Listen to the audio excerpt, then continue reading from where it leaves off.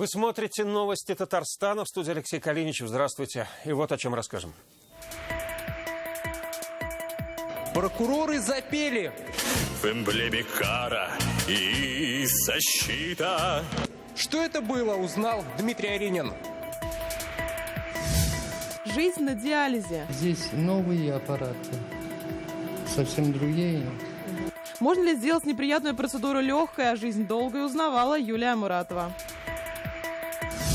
Они сеют на снег. Все эти семена выращиваются в саженцы, которые мы относимся как к детям. Как аксубаевские лесничие в снег и в холод сажают березу, и зачем это им нужно? Филюза Хамидуллина.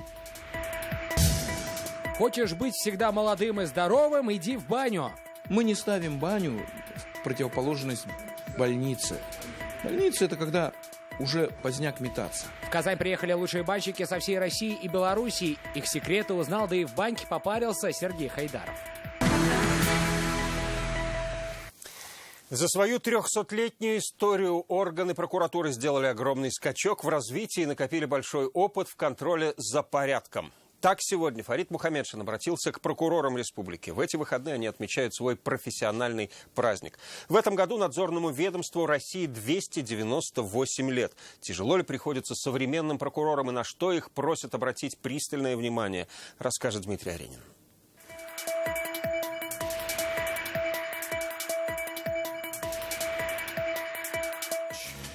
В эмблеме кара и защита. В твоих руках России честь. Так работникам Ока Государева не чужды и вокальные таланты. Главный же лейтмотив встречи — отметить за профессиональные достижения. Награды сегодня действующим прокурорам и ветеранам. Знак отличия за верность закону первой степени получил Геннадий Алборов, экс-старший помощник прокурора Приволжского района Казани. Много было обращений граждан, которые надо было решать. То есть вот в этом плане тяжело, когда через себя пропускаешь. Приходилось и ночью работать. Мы работали, можно сказать, и с температурой, и не щадя себя, как говорят. Прокурор Адип Камалиев служил и в Челнах, и в Менделеевске. Говорит, за 40 лет бывало всякое. Раскрывали убийства, изнасилования и другие преступления. Поэтому не было скучно, скучать некогда было. Как поздравляю прокуроров, сказал Фарид Мухаммедшин, такая сложная, но нужная работа – это залог успеха всей республики. Для нас особо значим прокурорский надзор за законностью деятельности всех ветвей и органов власти. От вашего вдумчивого и принципиального контроля во многом зависит реализация национальных проектов, инициированных президентом страны Владимиром Владимировичем Путиным, республиканских и президентских, как мы их называем, программ. Этот год в Татарстане будет особенно насыщенным на различные события. Ждут, что в том числе благодаря прокурорам без проблем пройдут празднование 75-летия Победы, столетие празднования ТАССР и выборы президента Татарстана. Большую роль в укреплении законности играют все правоохранительные, контрольно-надзорные и судебные органы. Вместе нам под силу решение любых задач. Сегодняшняя встреча прошла в праздничном формате. Более серьезно и основательно подытожит свою работу во главе с Илдусом Нафиковым, который сегодня приболел уже на ближайшей коллегии. Дмитрий Аринин, Ильшат Мухаметов, ТНВ, Казань. В республике появится 4 крытых футбольных манежа, чтобы спортсмены могли заниматься круглогодично. Об этом сегодня Рустам Минниханов рассказал главному тренеру «Рубина» Леониду Слуцкому. На встрече в Доме правительства они говорили о развитии казанского футбола и подготовке футболистов. Первый официальный матч под руководством Леонида Слуцкого «Рубин» проведет 1 марта против Тамбова. Если вот крытый манеж будет, 2 в Казани, вот еще, 1 в Челнах, 1 и регби, и футбол будет. Вот 4 манежа мы на следующий год построим. В этом году в Татарстане реализуют 50 программ социальной направленности. Об этом сегодня сообщили на совещании в Доме правительства. Первое в этом году заседание провел Рустам Минниханов. Так, на ввод жилья будут работать 4 из них. Соципотека, индивидуальное строительство, многоквартирное и арендное жилье. В прошлом году в республике ввели больше 2 миллионов 600 тысяч квадратных метров. В этом году темпы схожи. В рамках национального проекта «Жилье и городская среда» планируется сдать почти 3 миллиона квадратных метров жилья. Всего 128 объектов в рамках 6 нацпроектов. Надо очень четко, стабильно стартовать, чтобы потом каких-либо уже поползновение, там, давайте вот сюда перебросим. Такого не должно быть. Значит, надо заранее, мы все объекты с вами согласовали, активно приступить к работе. На их просьбы откликнулись. Уже 30 зеленодольцев получают важную для их жизни помощь в родном городе. Здесь в рамках национального проекта здравоохранения открыли 4-й в республике диализный центр. Уже 20 лет Михаил Тарасов живет на гемодиализе. Такая процедура для людей с почечной недостаточностью – вопрос жизни. 3 раза в неделю мужчину подключают к специальному аппарату или иначе искусственной почке. Раньше для этого ему приходилось ездить в Казань. Теперь диализ в родном Зеленодольске. Здесь новые аппараты, совсем другие. К каждому аппарату привыкайте надо. Сейчас в диализном центре Зеленодольска уже 30 пациентов. Всего здесь могут принять до 76, а при необходимости до 150. Чтобы мы могли в течение диализа отслеживать их динамику. Здесь венозное давление, артериальное давление. Здесь также можно посмотреть систолическое, диастолическое давление, он автоматически. В этом специальном сидении пациенты проходят процедуру без малого 4 часа. За это время можно поспать, укрывшись одеялом, и выбрать для себя удобное положение, опустив или подняв спинку стула. Но если совсем стало скучно, можно одеть наушники и посмотреть телевизор. Почки, как говорят врачи, орган терпеливый, и хроническую болезнь многие обнаруживают уже на 5-й стадии. Чтобы этого избежать, медики советуют регулярно сдавать анализы мочи и крови. Сейчас в республике уже свыше 1300 диализных пациентов. Пациенты живут на диализе достаточно долго, 20-21 год есть. Вот. Но все вообще, в принципе, зависит, это все индивидуально, все зависит от пациента. Теперь такая помощь не только рядом, но и полностью бесплатно. В лечение входят и лекарства. Центр принимает пациентов в 2 смены и оборудован 2 залами с самым современным оборудованием. Мы используем центральную раздачу концентратов. В Татарстане, скажем так, мы одни из единственных, кто подает таким образом. То есть мы исключили человеческий фактор при смешивании диализата. Это уже 4-й центр в республике. Построен он по национальному проекту здравоохранения. Еще один появится в Знакаево уже в марте этого года. Юлия Муратова, Данил Филатов, ТНВ, Зеленодольск. Они ждут снегопада и морозов, чтобы посеять семена в Аксубаевском питомнике. С приходом холодов лесничие на снег сеют березу. И так каждый год по 80 килограммов. Необычную технологию наблюдала Филюза Хамидуллина.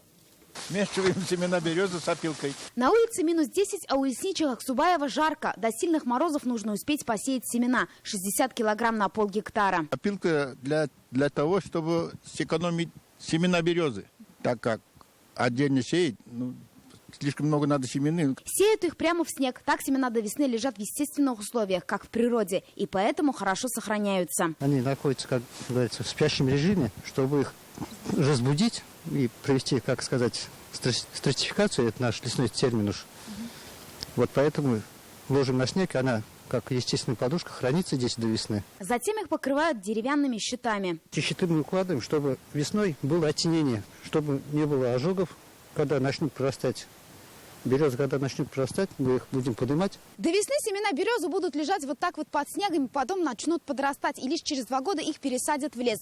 Из этих семян вырастут порядка 60 тысяч молодых деревьев, говорят лесничие. Аксубаевский район – лесостепная зона. И самый оптимальный вариант – это зимний посев, уверены лесничие. Береза – это наша основная лесообразующая порода, поэтому выращиваем березу. Хоть и кропотливый труд выращивания сеянцев, стараемся вырастить березу и посадить в лес. В прошлом году в республике начали реализовывать региональный проект сохранения лесов в рамках нацпроекта «Экология». Лесничие всех районов провели работы по лесовосстановлению на площади около 2500 гектаров. Филюза Хамидуллина, Эрик Хабибуллин, ТНВ, Аксубаевский район. Березовые, еловые, дубовые, пихтовые – все это о банных вениках. Лучшие мастера банного дела со всей страны и зарубежья сегодня собрались в Казани, чтобы поделиться опытом. Температура, темп парения, веники – у каждого свой секрет. С чемпионами банного дела познакомился Сергей Хайдаров.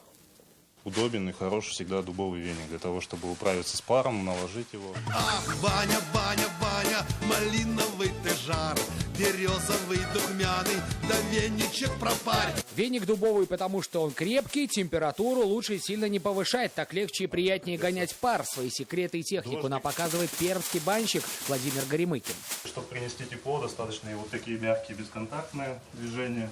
2 часа в бане достаточно только для того, чтобы познакомиться, шутит Владимир. По-хорошему, здесь лучше проводить часа 4, а то и больше. Все удовольствие не в конечном результате, а в самом процессе. Получить радость, счастье лежа на полке. Да? То есть не в тот момент, когда ты вышел на улицу и выжил, и такой, ой, вообще хорошо, да? А прямо здесь расслабиться. Кто смог дойти до бани, тому в баню можно. Такие вот простые противопоказания от банщиков. Лучшие мастера со всей страны и зарубежья встретились в Казанской баньке, чтобы обменяться опытом. Хотите оставаться здоровыми и молодыми? Идите в баню, говорят они. Потому что баня – это профилактика. Мы не ставим баню в противоположность больнице. Больница – это когда уже поздняк метаться. Как говорят сами парильщики, вот такая вот купель с водой – это то, что доктор прописал для бани, потому что это не только приятно, но еще и тренирует сердечно-сосудистую систему. Я с не был на бане, журавли летели, как вода смеется, сапоги слетели. Рамзиль, давай тоже ныряй сюда. Давай. Пока мы в купели, банщики продолжают говорить о приятном. Темп парения, температура, веники. Кажется, бани везде одинаковые, но в каждой есть что-то особенное. Баньки отличаются только вот таким вот неким колоритом, во-первых. Во-вторых, они отличаются, те мастера, которые в них работают, они вносят свой почерк. У татарстанских банщиков тоже есть свой почерк. То, чем она отличалась от остальных, описывалось еще в фольклоре. Татары парились двумя вениками, в отличие от русских, да? И татары парились почему-то сидя. Ну, может быть, не было парильщиков, да, то есть или банщиков, как мы их называем. Прежде чем построить мечеть, строили баню. Потому что ты с чистыми руками, с чистым телом должен был строить мечеть. Мастера жара и пара пробудут в Казани как минимум до завтра. Впереди экскурсии, бани и, конечно, поздравления. В этом году Ассоциация татарстанских банщиков празднует 10-летний юбилей. Сергей Хайдаров, Рамзиль Гарипов, ТНВ «Казань». В эти дни помощь нужна самым маленьким обитателям планеты. На зимовку в Татарстане остается более 30 видов птиц. Воробьи, дятлы, голуби, снегири, синицы, поползни. Теперь к ним присоединились утки и лебеди. И всем им необходима поддержка горожан. Чем угостить пернатых друзей, расскажет Наталья Мезина. Угощение для птиц Данил с сестренкой Алиной приносят каждый выходной. А в канун Нового года своими руками сделали кормушку. Я птичек люблю, я их хлебом кормлю. Опа. Нет. Булдыма? Со своей дружной семьей выходим в парки, леса, кормим наших птичек, которые остаются на зимовку. Приносили людям радость своим пением. Такие трели зимой в Татарстане не редкость. Более 30 видов птиц остаются на зимовку. Воробьи, дятлы, голуби, снегири, синицы, поползни. Кроме привычных птиц и уток, в Казани на зимовку теперь остаются и лебеди. Они стали уже постоянными жителями Кабана. Месяц назад мы рассказывали о них уникальную историю, как эта лебединая семья не пустила к себе незваных гостей из набережных Челнов. Сейчас 3 пернатых друга полностью восстановились. Они находятся под присмотром ветеринаров Казанского зоопарка. Эту зиму они проведут здесь. В дальнейшем мы планируем их выпустить на озеро, скорее всего, Нижний Кабан весной, когда озера вскроются и появится открытая вода для дальнейшего проживания на воле. Перелеты – это всегда риск. Их переносят только треть птиц. В пути подстерегают хищники и охотники. При комфортных условиях и подкормке пернатые остаются. Если их не кормить, они умрут. С женой иногда приходим, в воскресенье подкармливаем. Кормим, но только вот приносим зерно.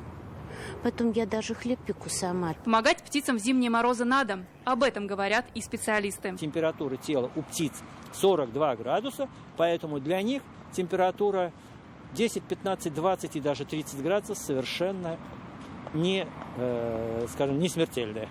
Если наши горожане будут вот так вот тихонечко их подкармливать, от этого вреда не будет.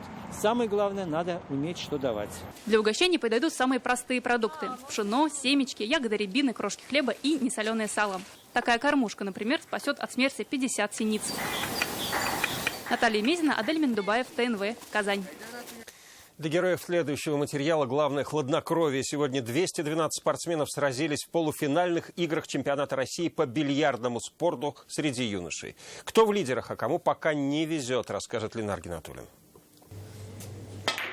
Первенство России по бильярду среди юношей становится все престижнее. В этом году в Казань приехали вдвое больше участников. Многие уже мастера спорта. Один из них – Артем Козин. В свои 12 он планирует второй раз стать чемпионом России. Я стал в прошлом году на этом же турнире. В этом году какие планы? Тоже стать чемпионом России. Подтвердить титул чемпиона. Главная концентрация. Для этого в бильярдной полная тишина. Здесь даже вместо аплодисментов зрители щелкают пальцами. Турнир идет в 6 категориях. Мальчики и девочки до 13, юноши и девушки до 16 и юниоры и юниорки до 21 года. Младшие и средние возраста играют в свободную пирамиду, а старшие в комбинированную. Правила свободной и комбинированной пирамиды очень похожи. И там нужно набрать 8 очков быстрее соперника. Но самое главное отличие, что в комбинированной пирамиде в качестве битка выбирается один цветной шар. Лилия Панова из Москвы за выход в финал борется со своей подругой, чемпионкой мира Илиной Нагула. Но несмотря на титул соперника, у Лилии есть свой козырь в рукаве. Надо так ударить, чтобы потом сопернику было нечего забить.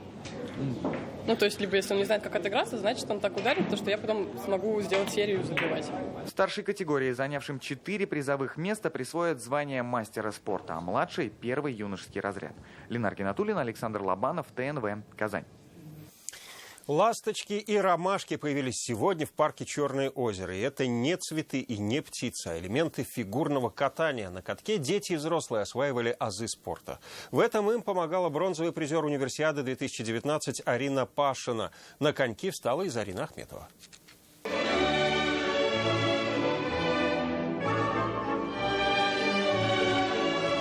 Девочка зимой мечтает стать королевой катка, но для этого не хватает знаний, умений и, конечно же, мастерства. Чтобы выполнять на льду те же элементы, что делают фигуристы, им помогает спортсменка, призер универсиады. Кто-то за всю зиму впервые встал на коньки, а кто-то за всю жизнь. Задача – научиться ехать вперед, назад, плюс освоить азы катания. Так 8-летняя Аделина Валеева мечтает сделать ласточку. Когда идет фигурное катание, я его смотрю и учусь. 2, 3, 4. Не отстают и родители. Коньки надели и на занятия. Для общего развития, чтобы кататься на коньках и время проводить, получается, свободно от работы. Это уже 5-й мастер-класс Арины Пашиной. После ее уроков у некоторых появилось желание заниматься профессионально. Сейчас такой бум фигурного катания. Все, кто приходит, детишки особенно, все хотят сразу попасть в секцию, в школу. Очень много вопросов по этому поводу. Совместить приятное с полезным решили и мы. Кружочек все. Раз, два. Попробуем. А есть те, у кого с первого раза получалось? Есть. Кто-то и за час вращения не освоил, а кто-то наоборот. Я научилась делать на коньках фонарики. Я научилась правильно кататься. Назад немного еду. Завтра у Алины Пашиной должен быть последний мастер-класс. Сейчас организаторы задумались над тем, чтобы продлить уроки. Зарина Ахметова, Адель Миндубаев, ТНВ, Казань. Первый взрослый юбилей 10 лет творческой жизни отмечает молодежный театр на Булаке. За это время некогда экспериментальная площадка выросла до полноценного театрального центра со своей студией и несколькими сценами. Раз, два, три, на добрую чашу! Идут годы, а ритуал остается неизменным. Вот уже 10 лет этой фразой «на добрую чашу» молодые театралы начинают каждый спектакль. С самого первого на самодельной сцене с самодельными декорациями. Не было ни рядов, то есть мы ставили стулья, помогали все актеры, сами мы вешали декорации, сами костюмы гладили, все сами. Первой была «Зима». Спектакль по одноименной драме Евгения Гришковца. Белая сцена, минимум декораций и огромное желание играть. Вот с чего начинался их путь. Это театр на Булаке с Кремлем около. Трепет, талант, вера, эмоции, особое отношение к пробе искусства, пробе пера вот в данном театре всегда. Сейчас вначале говорят разве что реквизиты того времени, как, например, вот эта уникальная катушка связиста, которая прошла через все 10 лет. Была на первом спектакле и сегодня вновь выйдет на сцену.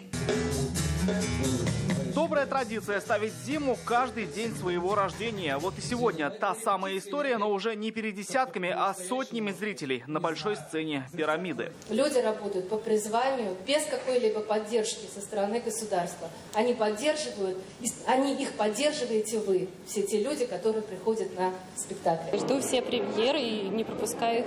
Основоположниками нашего театра Галяскара Камала были студенты Шакирды, Какие театры на Булаке? У меня огромное желание, они просто не останавливались ни перед чем. Театр очень вырос. Вырос в плане труппы, вырос в плане драматургии, которую мы сейчас ставим. У нас все по-настоящему.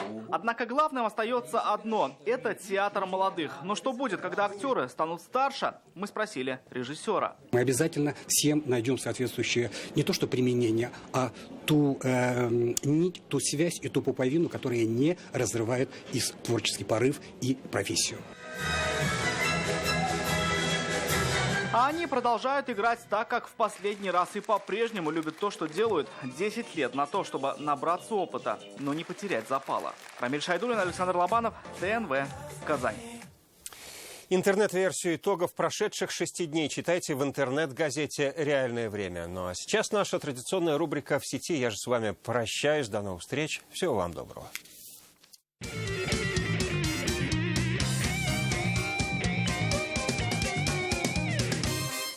Всем привет! Ну как выходные, как праздники, как отдохнули? Надеюсь, что очень хорошо. Странно, что в этом году в сети практически не было шуток про прошлогодний салат, хлеб и так далее. Ну и вообще, в принципе, шуток и мемов было мало. А это значит, что? Правильно, отдохнули все очень хорошо, и времени даже не было на соцсети. Но не все, потому что кто-то же должен снимать на видео и выкладывать в сеть тех, кто хорошо отдохнул. Это рубрика «В сети». Начнем. В Альметьевске замечены ребята, которые, видимо, под бой курантов потеряли часы, календари, короче, все, что могло подсказать им, какой сейчас день. Поэтому они до сих пор отмечают Новый год.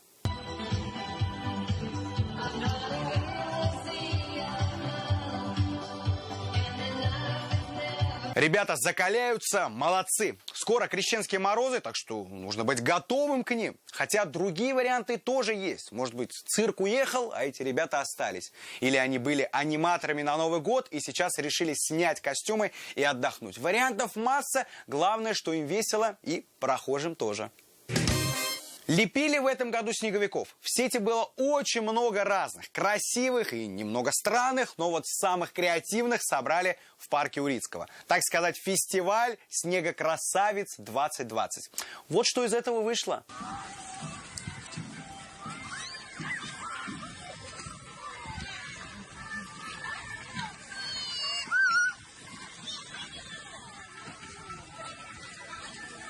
Похоже на собрание жильцов какого-нибудь старенького дома, потому что на собрание приходят именно такие персонажи. В самом популярном китайском интернет-магазине замечена футболка с татарской символикой. Вы скажете, ничего удивительного, ведь татары везде. Но если посмотрите, то, уверен, у вас будет вот такое вот лицо. Причем вроде в названии написано «Республика Татарстан», а на футболке «Чувашская». Вот тебе и на. Так что, друзья, будьте начеку. В Новый год с новыми масками для Инстаграма. На этот раз наша национальная. Оп, да, бикяхше. О. Если вдруг кто-то начал сейчас искать такую маску в Инстаграме или Снэпчате, не пытайтесь, это просто красивый монтаж. Но разработчикам на заметку, идея-то прикольная. На этом сегодня все. Пишите, присылайте свои фото, новости, видео. Короче говоря, будьте в сети. И еще раз всех с Новым годом. Пока!